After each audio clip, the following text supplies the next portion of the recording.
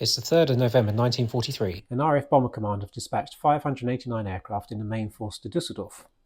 Tonight, one crew will fight for survival, and one man will be awarded the Victoria Cross for his actions, the nation's highest decoration for gallantry and bravery. The main force raid comprised 344 Lancasters, 233 Halifaxes and 12 Mosquitoes. 11 Lancasters and 7 Halifaxes would not return. It was a clear moonlit night when 22-year-old Flight Lieutenant Bill Reid took off at 17:15 with his crew in Lancaster LM360 QMO for Oboe from RAF Syerston. Shortly after crossing the Dutch coast, the Lancaster was attacked by a Messerschmitt Me-110 night fighter. Machine gun and cannon fire ripped into the Lancaster from the darkness below. The Me-110 had stalked its prey in the darkness and crept up unseen. Due to a failure in the heating circuit, the rear gunner's hands were too cold for him to open fire immediately or to operate his mic and so give warning of the danger to the skipper to corkscrew out of the way. But after a brief delay, he managed to return fire with his Quad 303 machine guns and drive off the 110. Not before taking damage though. The elevator trimming tabs had damaged and Oboe became difficult to control. The rear turret too was badly damaged and the communication system and compasses were put out of action. Oboe's windscreen was shattered and Reid was hit in the head and shoulder by shrapnel, losing a large amount of blood. Despite being dazed and nearly blinded by blood, Reid refused to turn back. Oboe managed to slip off into the darkness and escape further damage from the Messerschmitt Me-110. Near Duisburg, however, the Lancaster was attacked again, this time by a Focke-Wulf FW-190 single-seat fighter. Cannon shells ripped through the fuselage again, killing Navigator Flight Sergeant Alec McIntosh and wireless operator Sergeant Norman Williams. Reid was wounded again and the mid-upper turret was damaged. Düsseldorf was reached some 50 minutes later.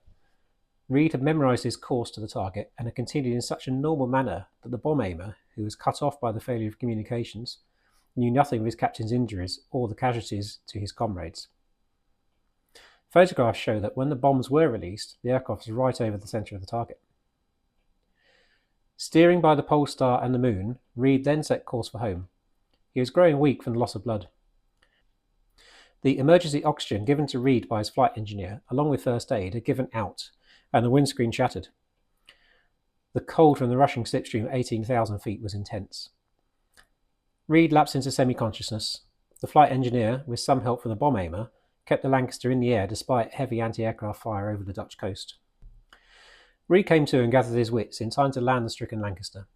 Back at the controls, Reid elected to divert to Shipton, near Norwich, Norfolk, a US AAF station operating B-24 Liberators. On touchdown, one of the landing gear legs gave way and the Lancaster slid to a stop. No further injuries were reported as a result of the landing.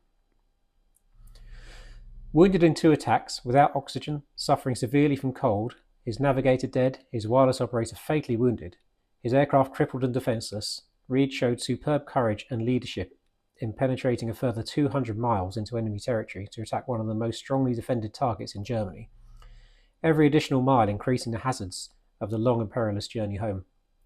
His tenacity and devotion to duty were beyond praise.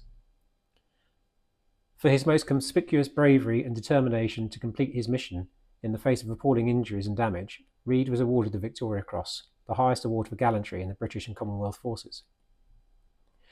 Reid went on to join 617 Dambuster Squadron along with his bomb aimer Sergeant Rolton in January 1944.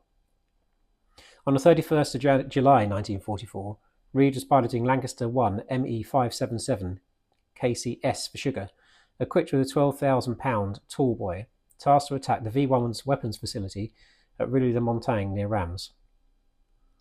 Releasing his bomb at 12,000 feet, he felt his aircraft shudder under the impact of another tall boy from above. With S. Sugar fatally wounded, Reid gave the order to bail out. Only Reid and his wireless operator, Flying Officer David Luker, survived. Reid landed heavily, breaking his arm. He was captured shortly after and spent the rest of the war as a prisoner of war at Stalag Luft 3A. William Reid, VC, went on to work in agriculture post-war, living until the 28th of November 2001, passing at the age of 79.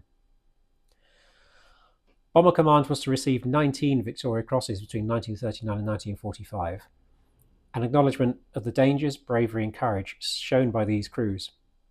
Bill Reid, VC, was Bomber Command's 11th of the war. sharing the honour with men like Guy Gibson and Leonard Cheshire. I hope you enjoyed this video. Please like and subscribe if you have, and I hope to see you again very soon for some more aviation history.